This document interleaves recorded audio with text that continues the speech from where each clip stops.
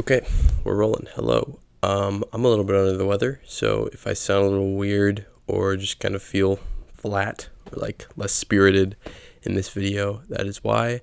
But today I'm going to be doing a review of the new Spike Lee movie, Highest to Lowest. His first film in about 4 or 5 years, and his first film in quite a while, working with his longtime collaborator and close friend Denzel Washington, who also obviously happens to be one of the greatest actors of all time. This time they are teaming up for a remake of the Akira Kurosawa 60s classic High and Low, which centers around a shoe salesman who is attempting a big takeover of his company, only to learn that all of the money that he has tied up is going to have to be used in a ransom situation with his son. And this is more or less the same structure, although Denzel is not a shoe salesman in this film, he is a music executive. It's quite a tall task to remake this classic. It's kind of like remaking The Godfather and trying to make it better or different in any way.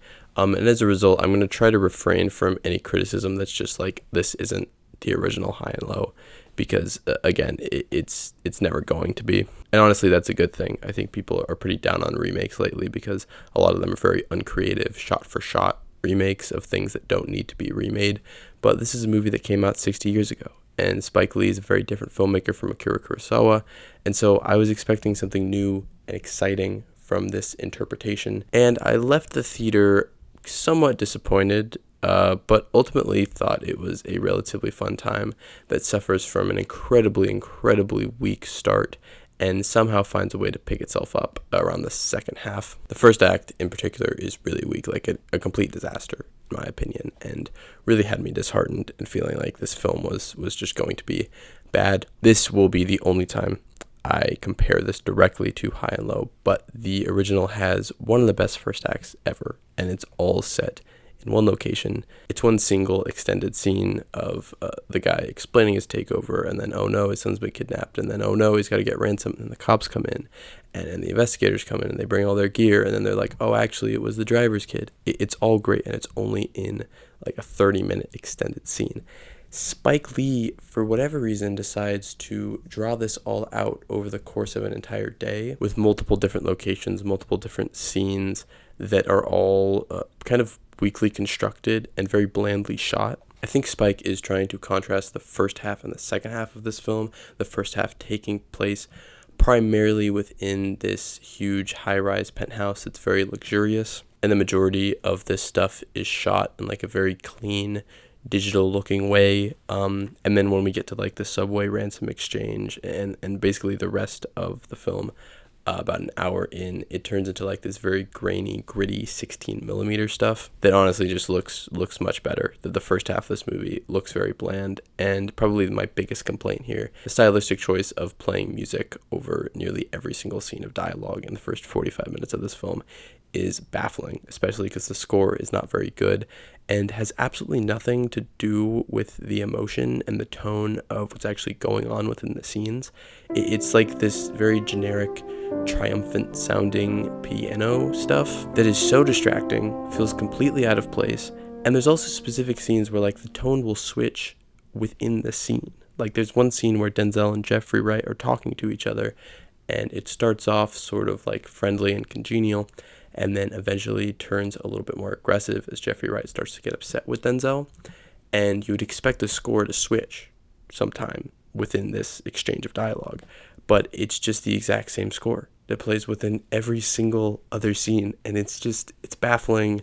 It's not even a good score, and it doesn't make any sense within the context of this film, and it was just really frustrating to watch. On top of that, the performances are pretty good, but the script is terrible. I don't think they understood what makes this idea, what made the original work so well in terms of like the tension and the momentum of the narrative. The whole point is when he first learns that his kid is taken, he should be frantic and like desperate to get his kid back.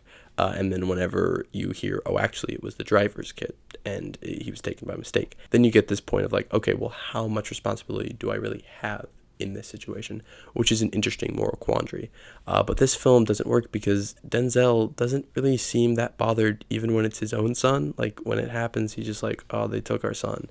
And the cops come and he like cracks jokes with them for whatever reason. I'm not sure. I think the tone and the dialogue does not really make much sense and does not really properly fit the tension that this scene should have. There's really like no tension within this film for the first 40 minutes.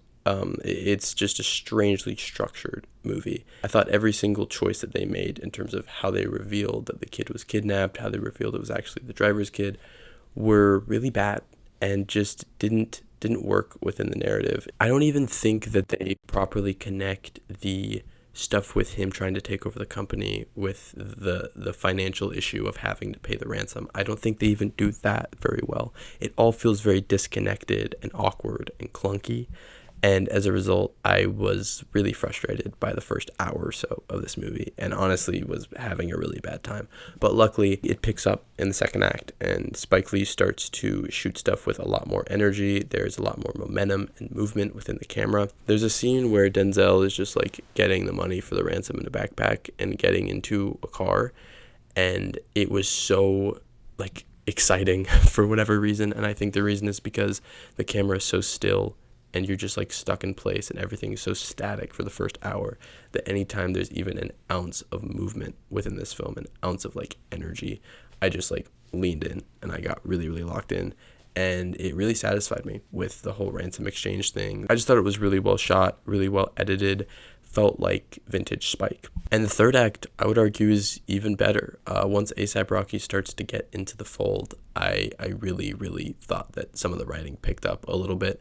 The dynamic between him and Denzel is great. There's two scenes of them together just talking to each other that I thought were easily the best parts of the entire movie. This film is certainly trying to be about the New York music scene and maybe the way that black artists are treated within the music industry. I'm not sure how well it handles all of that. It's a little like spotty with exactly what it's trying to say, but I can still feel like the passion of what's going on here. And I think it was a great choice to cast an actual rapper in this role of Young Felon. And by the way, the two A$AP Rocky songs in this movie are really quite good. As a performer, I wouldn't say Rocky is the best, specifically in like the phone call scenes. However they recorded his audio just sounds really off. And it's hard to like forget that it's A$AP Rocky on the line just because he has such a distinct voice and such like a distinct way of speaking that like it feels a little awkward. It's like it sounds so much like A$AP Rocky, and he's really not falling into a character as much as he's just playing himself within this film. But like I said, once he gets on screen,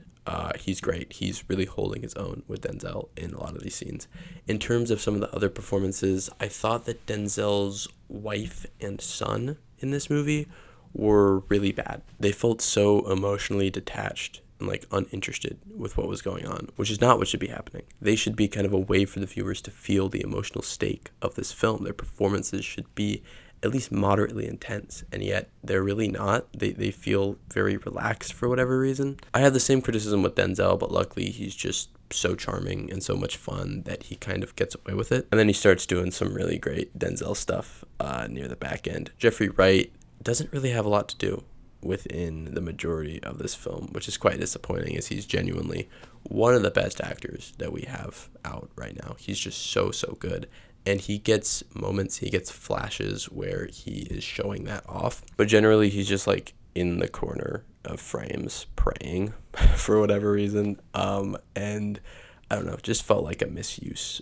of Jeffrey Wright, even if there's a couple of good scenes with him and Denzel together, where their chemistry is really great and they're very fun to see on screen together. I feel like this idea, this concept of a film has like a lot of Shakespearean energy to it. And these two performers are really great at doing Shakespearean stuff, but the way that it's written doesn't feel like that. It doesn't have that epic emotionality to it in any sense. And as a result, they feel a little bit miscast in a sense. And I'm not complaining about the fact that Denzel and Jeffrey Wright are in a movie together, especially a Spike Lee movie together. I think it's great. I think they're a lot of fun together.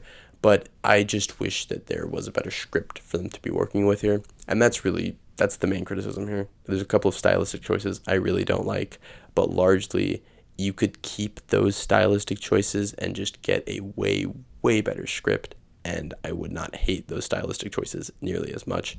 The script is really weak. Some lines of dialogue are awkward, are corny, or clunky. The structure of it doesn't work.